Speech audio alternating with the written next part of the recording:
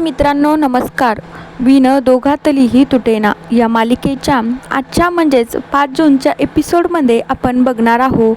खूप छान असा ट्विस्ट येणार आहे. एपिसोड स्किप न करता शेवटपर्यंत नक्की बघा. इकडं मात्र आता अंशुमन जे काही खोटं बोलत होता की चिंगीनं माझ्यावर आरोप करते, खोटं सांगते, ते बाळ वगैरे माझं नाहीच आहे, मी अशा आपल्या घरातल्या नौकरासोबत घाणेरडे कृती कशाला करायला जाईन. त्यानंतर DNA टेस्ट वगैरे होत असतात तर ते बाळ अंशुमनचंच आहे असं सिद्ध होत असतं. त्यानंतर आता अंशुमनला तर काहीच बोलता येत नाही.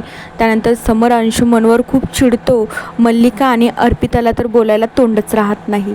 आता तेवढ्या वेळामध्ये समर आणि स्वानंदी त्यांच्या रूममध्ये असतात. तर समर अंशुमनला बोलण्यासाठी त्याच्या रूममध्ये आवाज देत असतो. अंशुमन जेव्हा समरच्या रूममध्ये येतो ना तेव्हा समर सांगू लागतो, हे बघ चिंगी, आता तुझी जबाबदारी आहे. तुला जर हे सगळं जर आता झेपता येत नसेल ना तर हे सगळं करायच्या अगोदर तू एकदा तरी विचार करायला हवा होता. अंशुमन काही न बोलता रागारागात शांतपणे हे सगळं ऐकून घेत असतो.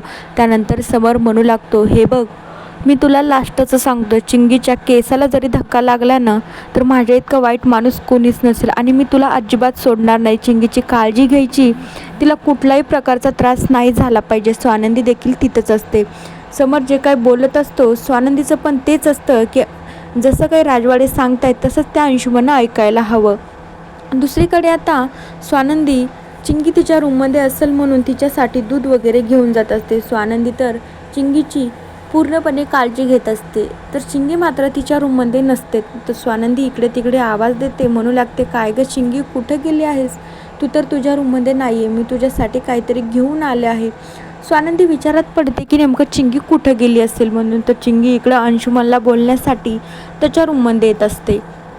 त्यानंतर चिंगी रडतच म्हणू लागते, अहो साहेब, तुम्ही हे सगळं बोलताय मात्र ठीक आहे, पण या बाळाचा याच्यामध्ये काय दोष आहे मला कळत नाही. आता बाळाचं नाव काढलं की अंशुमन इतका चिडतो, त्याला खूप राग येतो. त्यानंतर आता चिंगी म्हणू लागते, अहो सर, तुम्हाला सांगू काही गोष्ट, या पोटात असलेल्या निरागस बाळाची काय चुकी आहे? पण हे सगळं करायच्या अगोदरनं एकदा तरी विचार केला असतं ना इतकं मोठं प्रकरण लांब गेलंच नसतं. तर अंशुमनला आता चिंगीचा खूप राग येत असतो.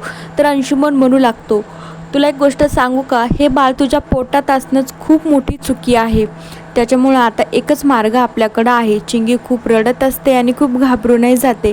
आत्तापर्यंत हे साहेब माझ्यावर किती प्रेम करायचे, मला म्हणायचे की तू नको टेन्शन घेऊ, मी तुझ्यासाठी काहीही करेन, पण घरामध्ये आपल्याबद्दल कुणालाही सांगू नको. त्यानंतर चिंगी म्हणू लागते की नाही, मी असं करायला नको होतं, मी तेव्हाच सगळं काही स्वानंदी वहिनी आणि समर दादाला सांगून टाकायला हवं होतं, इतक्या लांब हे गेलंच नसतं. चिंगीला मग तर ते आठवल्यावर जास्तच रडायला येत असतं. तेवढ्या वेळामध्ये अंशुमन म्हणू लागतो, तू ना आता या घरातून निघून जा बरं का, मला तुझं तोंडही बघायचं नाही. त्यानंतर आता अंशुमन म्हणू लागतो, एकच मार्ग आहे, मी तो तुला सांगू शकतो. अंशुमन चिंगीला एक मार्ग सांगतो. अंशुमन चिंगीला जो काही मार्ग सांगतो तो आपण उद्याच्या एपिसोडमध्ये नक्की बघूया. पण त्यामुळे चिंगी जास्तच घाबरून जाते, तिला खूप मोठा धक्का बसतो. तर स्वानंदी पण हे बघितल्याच्या नंतर स्वानंदीलाही खूप राग येत असतो. तर मित्रांनो, बघूया आता उद्याच्या एपिसोडमध्ये.